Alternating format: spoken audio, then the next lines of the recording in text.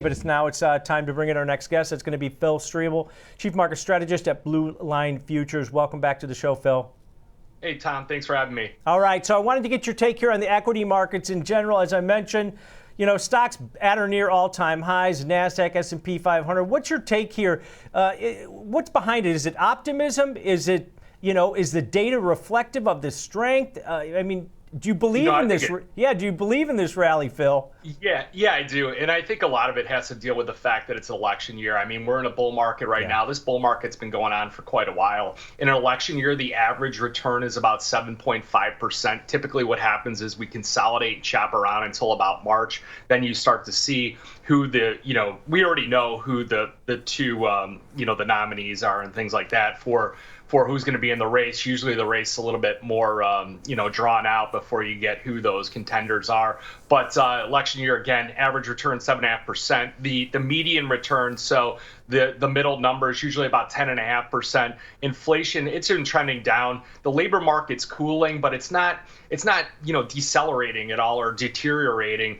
And I think we really got that soft landing. If we even touch down at all, I think that the economy's kind of cruising at the moment. So monetary policy is really normalizing. Now, the dollar index, you were mentioning that chart pattern, it looks like it's breaking out to the upside. The dollar is at one of the highest levels since that previous Fed meeting. So that stronger dollar is not really having much of an impact on the equity markets at the moment. Yeah, that's what I was kind of stressing on that chart. I should have overlaid the S&P 500 in it because I mentioned that divergence as we're hitting all-time highs, that strength in the dollar not really capping equity gains at this point. But Phil, you mentioned, during, election years, ever since 1940 when an incumbent's rerunning, market's not down. Since 1940, we've never had a down market in that type of environment. But do you expect a little bit of volatility, you mentioned, until that March chop, where maybe it's earnings that the bar is too high? Maybe it's the Fed kind of pushing back against any rate cuts in the near term. Is there still some added volatility here for traders in the near term? I mean, you definitely got, with the Magnificent Seven, and you got some earnings calls out this week. You do have a lot of data coming out this week. So I expect it to be, quite volatile. A lot of it is the timing, the pace, and the depth of the interest rate cuts that we'll see. That's obviously going to impact the dollar yields, and economic data is going to play a big role. So, you look at the Fed here, they are not going to obviously cut at this next meeting. And if you look at the next one, there's a 50% chance that they do cut. They're going to remove in the language, at least our opinion, is the for some time, where it's like we're going to kind of monitor inflation data for some time. They'll take that out, and that they'll note that future policy changes depend on the upcoming inflation and other data coming out. You have 2 rounds of inflation data before that March meeting, and you also have annual revisions to CPI. So I think growth is getting better, inflation's getting cooler, and the policy is less hawkish at the moment. Yeah, when you look at interest rates here, the 10-year at 4.1%, that's also not capped any gains for the equity markets either, even though that's shored up from those earlier month lows here. When you look at the expectations of a rate cut in March, about 50-50, coin flip at this point.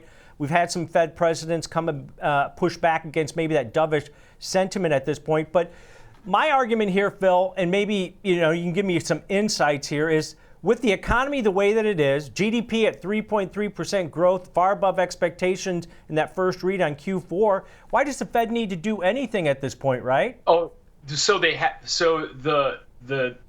argument for that is that they have to make small cuts. Yeah. Small, it's like you're just pruning a tree here. You just got to make some little cuts so you can grow more and you could stabilize the economy. So that's what they're doing, is they're just picking and pruning and tending to the economy the way they need to. I think that, the housing market has been quite stressed. I think the debt burden right now, it doesn't bode well. Like, the Fed's supposed to be independent from politics and stuff, but I just don't think that that's the case anymore. I think that they're really tied into politics, and I think that they'll make those cuts to help support the economy, to, lend some support to the current administration.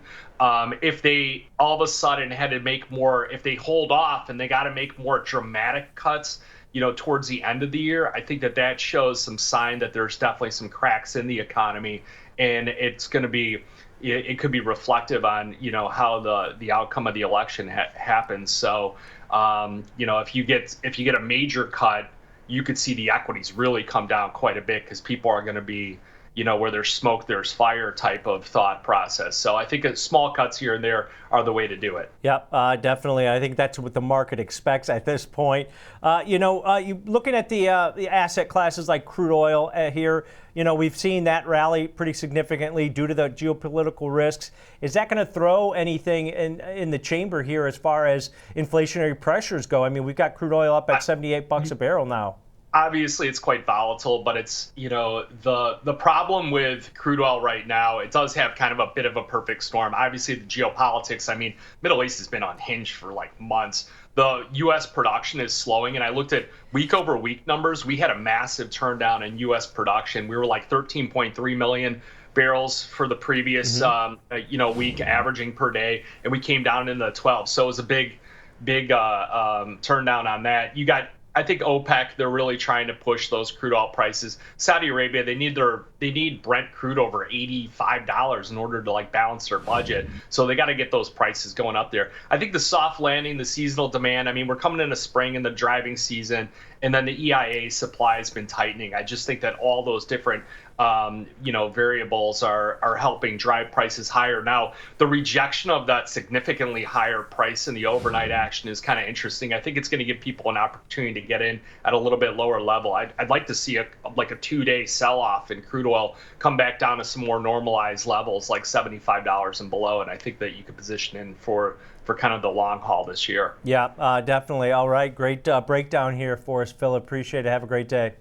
Yeah, you too. All right, that's Phil Streible, Chief Market Strategist at Blue Line Futures with his market outlook.